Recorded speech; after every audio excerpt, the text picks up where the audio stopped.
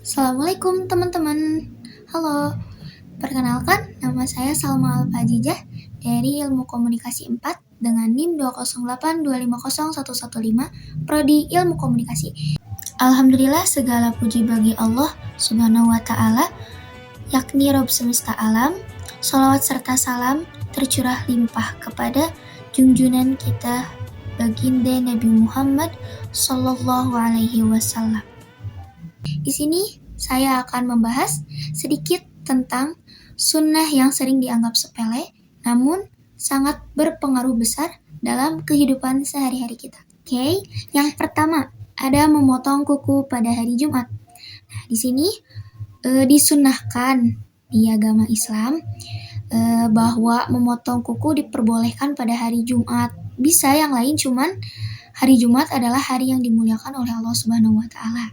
Nah, karena apabila kita tidak memotong kuku, mungkin kalian merasakan perbedaan di tangan kalian yang mungkin tidak nyaman gitu loh. Ada yang mungkin nyaman-nyaman aja kok, cuman ada yang bilang sebagian orang bahwa di dalam kuku tuh ada setannya. Mungkin ya soal itu aku kurang tahu, tapi di medis mungkin ini kotoran yang ke dalam masuk kuku kita itu kotor. Jadi di Islam hal itu pun sangat diperhatikan. Nah, sunnahnya kita memotong dari daerah ini tangan kanan aku ya.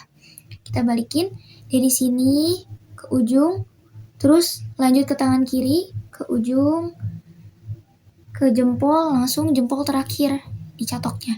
Kalau di kaki biasanya dari kelingking kaki ke sini muter kayak biasa, muter sampai sini. Memotong kuku pada hari Jumat bersumber dari kebiasaan Nabi Muhammad SAW yang diriwayatkan oleh Imam Al-Baihaqi, Al-Tabrani, dan lainnya, yang menyebutkan Nabi biasa memotong kuku sebelum sholat Jumat sebagai bagian dari kebersihan dan sunnah fitrah.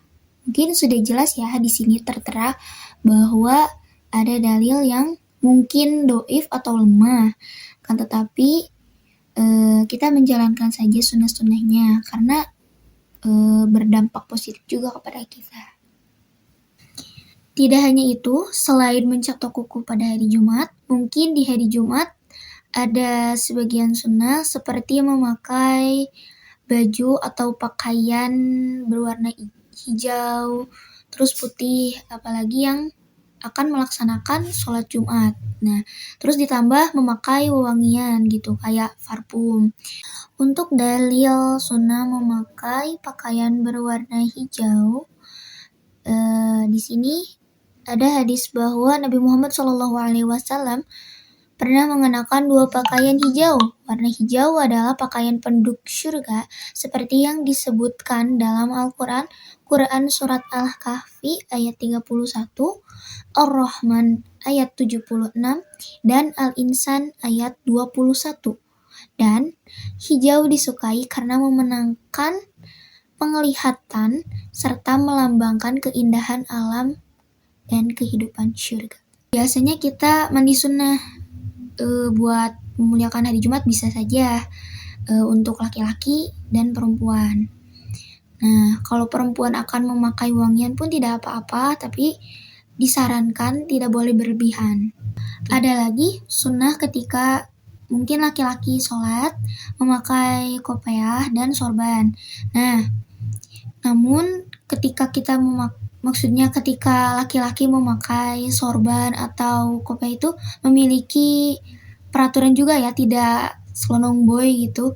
Nah, kalau misalnya pakai peci kan, cuman pecinya tuh rambutnya harus diginiin dulu, ke atasin dulu, baru pakai peci, tarik ke atas biar dahinya pas waktu sholat nempel ke sajadah. Sorban pun begitu sama.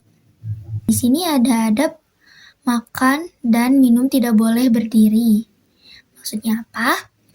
Mungkin ketika kita masih bisa untuk duduk atau diperkenankan masih bisa ada tempat untuk makan atau minum, kita mending duduk aja dibanding berjalan. Karena mungkin sebagian ulama mengatakan bahwa berjalan sambil minum atau makan itu bisa makruh hukumnya gitu. Nah, terus dalil tentang makan dan minum ini menunjukkan bahwa ada larangan makruh, gitu kan? Nah, terus jika tanpa uzur, karena ada hadis Nabi yang melarang minum sambil berdiri. Dari Anas radhiyallahu anhu menyebutkan, makan sambil berdiri lebih buruk, namun boleh, mubah, jika ada kebutuhan uzur, seperti ramai atau tidak ada tempat duduk, itu masih boleh lah kita berjalan kaki, karena mungkin kita kan nggak tahu kita punya penyakit mah ya, apalagi tempatnya sesak, kita nggak bisa duduk, jadi boleh itu. Nah, terus karena ada riwayat Nabi minum sambil berdiri, misalnya air zam-zam, untuk diperbolehkan atau jawaz, karena ada keringanan, sehingga hukum asalnya duduk lebih utama, tapi berdiri saat ada hajat tidak masalah. Di Islam juga ada loh adab tentang menguap. Nah, siapa nih yang biasa baca buku sering ngantuk? Biasanya orang-orang yang males tuh, contohnya kayak aku. Nah, gini ya, ada menguap. Nah, gimana kalau misalnya kalian lagi nguap, pernah mikir gini gak sih? Kalau misalnya kita mangap nih, nah terus ada lalat yang masuk ke mulut kita, itu gimana?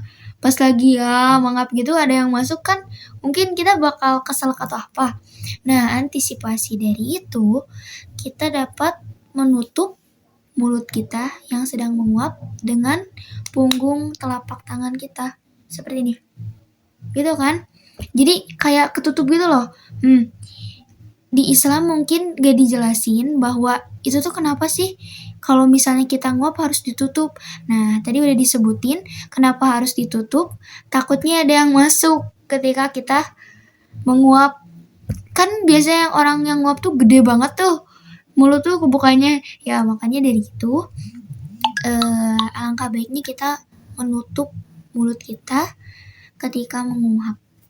Itu hadis riwayat dari Nabi Muhammad SAW yang diriwayatkan oleh Muslim, Ahmad, dan Abu Dawud yang menyatakan bahwa jika salah seorang dari kalian menguap, alangkah baiknya ia menutup dengan tangannya karena setan akan masuk.